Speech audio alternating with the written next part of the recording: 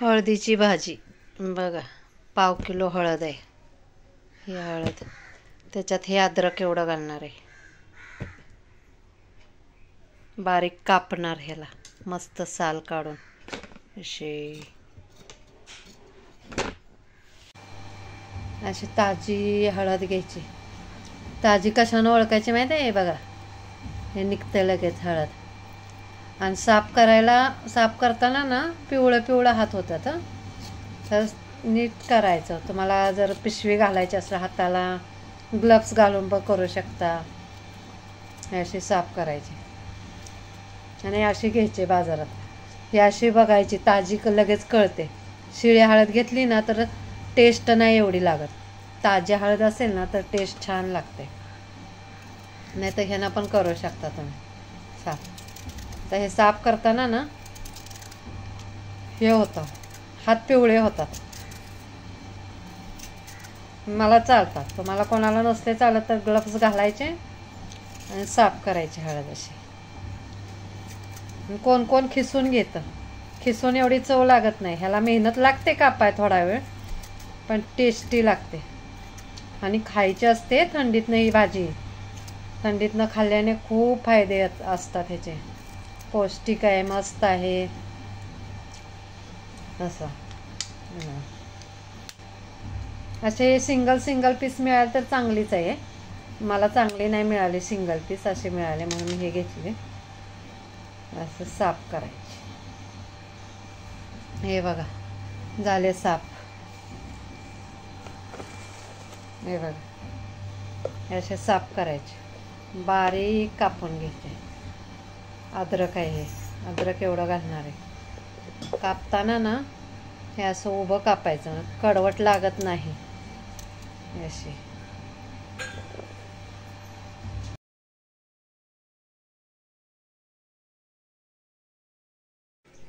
हे बघा साहित्य.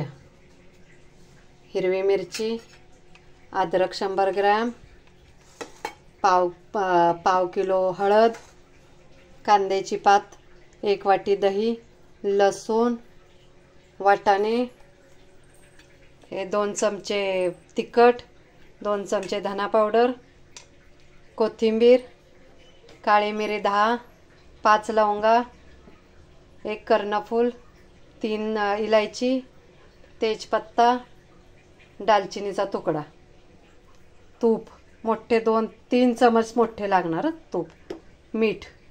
हे असं साहित्य. कढई तापले मस्तपैकी. तूप मोठे 2 चमच. चिंगूशी करायची नाही.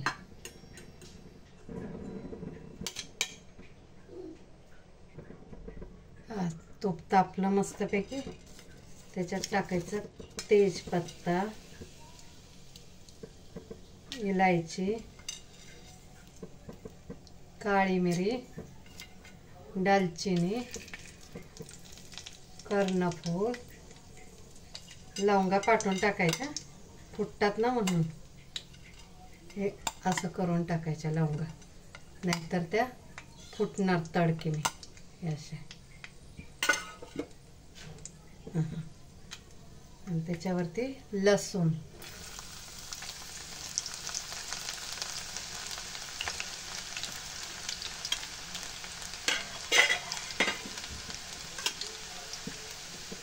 हिरवी मिरची,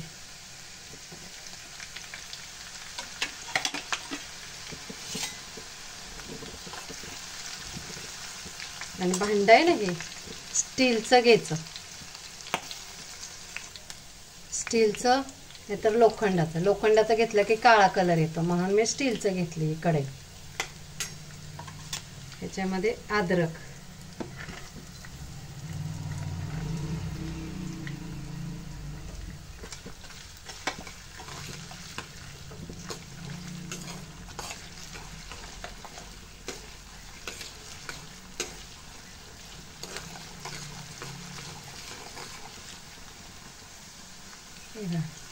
मस्त भाजलं, ब्राऊन झालं. तर ह्याच्यात टाकायची ही हळद.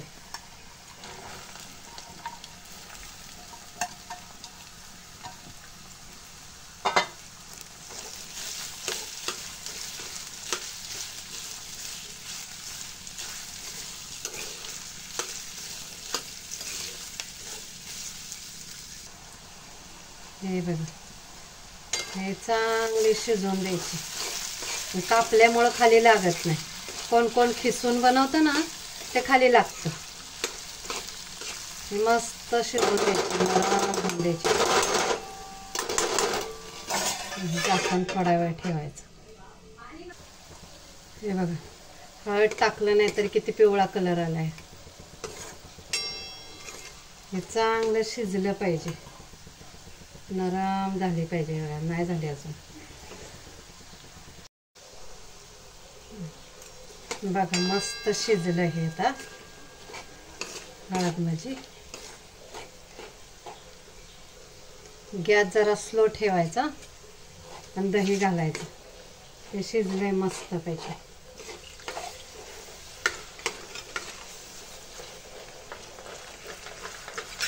हात चालवत राहायचा नाही तर फाटतं दही.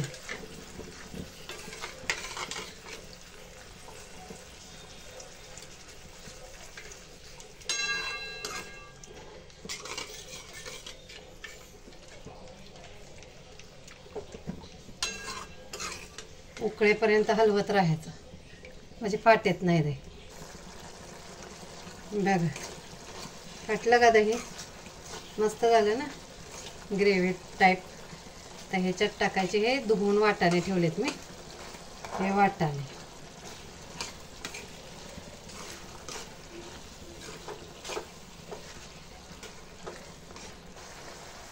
हे टाकायचं. लाल तिखट, धना पावडर,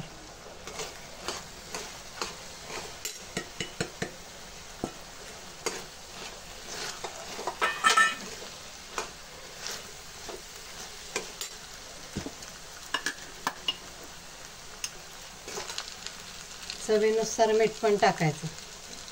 तुमच्या चवीनुसार. मला 1.5 चमचा पाहिजे मीठ. थोडे अजून. आणि तुपात केल्यामुळं भाजी ना, दही आणि तूप वापरल्यामुळं कडवटपणा लागत नाही. तुम्ही खिसून बनवलं ना तर कडवटपणा लागतो. अशी केली ना तर दही कापून केली ना तर कडवट लागत नाही. छान टेस्ट येते. बघा किती सुंदर दिसते.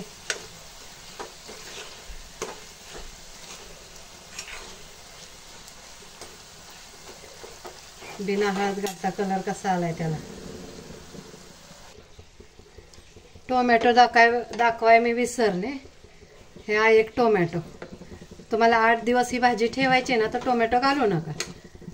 आणि लगेच 2 दिवसात खायचे तर टोमॅटो घालू शकता.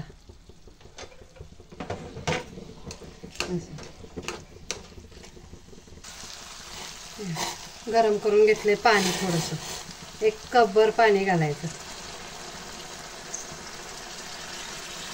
बस.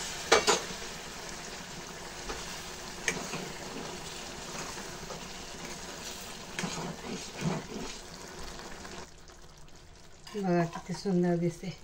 तर लास्टला घालायची कांद्याची पात. ह्याच्यामध्ये कांदा घेतला, कांद्याची पात.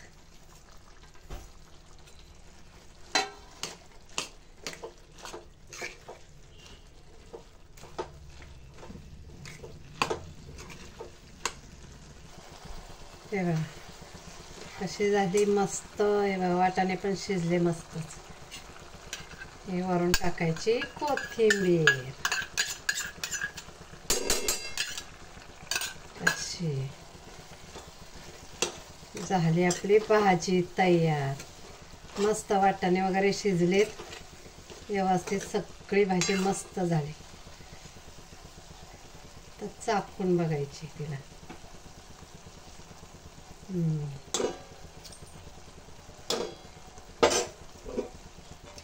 गॅस बंद ठेवायचे झाकून. कशी वाटली माझी भाजी तुम्हाला? हळदीची भाजी खाऊन बघा. आणि थंडीतून खायची असते. खरंच चांगले असते. इम्युनिटी पॉवर वाढते. रक्ताची गाठ वगैरे कुठं शरीरात असेल तर ती कमी होते. आणि माझा ब्लॉग बघितल्याबद्दल धन्यवाद. व्हिडिओ माझे शेअर करा. आवडत असले तर कमेंट करा मला.